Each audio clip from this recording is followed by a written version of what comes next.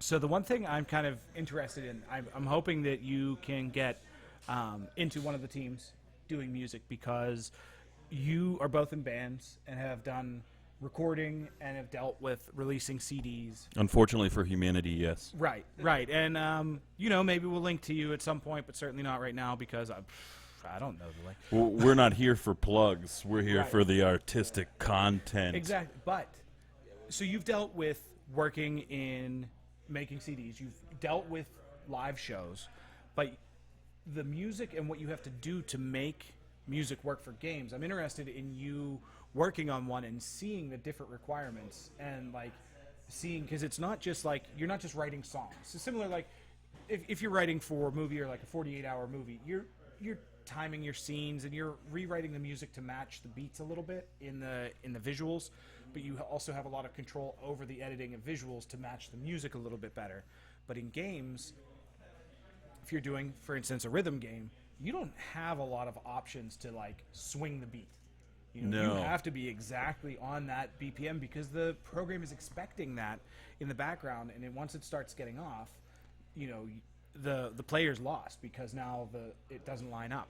Or you need to write something that loops perfectly. Right, yeah, that's what I was gonna Or you need to write something that can layer properly because you have to write each individual layer because it's a dynamically created music that the more exciting, you have exciting layers layering on top of it. Or if they're doing poorly, you have, Rock Band has the booing on top, which is just like a very simple idea. That's just the kind of interaction we wouldn't want.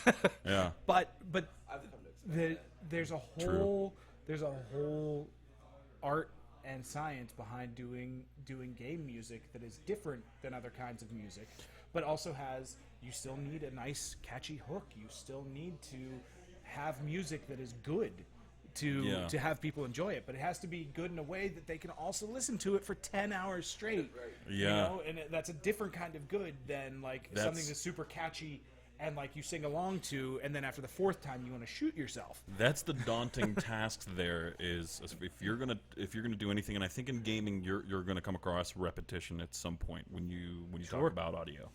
Some of that's good repetition because you want certain things to signal a feeling or an occurrence or something of the sort. When you're designing. Thank you so much. I appreciate it. On the other side of that, when you're writing audio for music, for ambient sound. When you reach the point of repetition, that's what starts to grow on people, get old to people, really fast. Right. So And that's the daunting task: is to have something that's not immediately annoying, a la car jingles. Right, and you also have things like if you think about I don't know if you use white noise machine to sleep at all, or if you've ever used white noise on your phone. I love that. We're gonna have a whole nother conversation about that. Absolutely. But have you ever used an app on your phone where it has an obvious loop in the white noise whenever it switches? Yes. And that click, the rest of the white noise, it's white noise. It's not going to bother you. It's totally fine. But that changeover will just cause you to lose your mind. it's as bad as a DVD menu. Yes. And if you went to college, you know what it's like to fall asleep to a DVD menu. Right. Yeah, college. Yeah. Not last night or anything. I'm just joking. I use Netflix. Yeah, Netflix doesn't have DVD menus anymore. So did you do Netflix and chill yourself last night? Oh, yeah. No. Yeah. Yeah, but Treat yourself right. yeah, that's the point though, where you reach that repetition. Anything in white noise that I can hear that click, I won't listen. I will not listen to it. Yeah, it's too aggravating. It's immediately aggravating, even just once. And so that's a difficulty in doing game music, is making it catchy enough without making it really annoying, and making it loop nicely without having little things that jump out that make you lose the fact that it's background noise a lot of the time. Yeah, and everybody has if it's a team that's developing it or a person that's developing it, I think you have that point where you have to get as far past that repetition point where you can, whether it be in the gameplay mechanic, whether it be aesthetically, whether it be in the audio.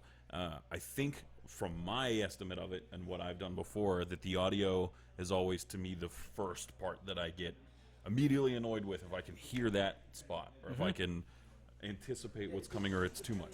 Yeah, it depends on what it does. I mean, like, if you think about Mario, the music is is There- repetitive. But yes. once you get to the place where it speeds up, it's super important to tell you, and like that's so programmed. Like my morning alarm is the fast Mario music from Mario 1 because it, you know, It it's spikes your programmed adrenaline enough to it wake you nails up. me and so like, you know, that's a good example of it's very repetitive, but it's a useful repetition. Yeah. Oh, I mean, look at all of is it Keiji Inafune, the guy that wrote all the music for Mega Man and all Yeah. of those, and like all of those are instantly recognizable, but written in a way that there aren't. If you're not paying attention, it can just be a wall of sound. It can almost be a wall of white noise that repeats nicely and doesn't do anything that jumps out.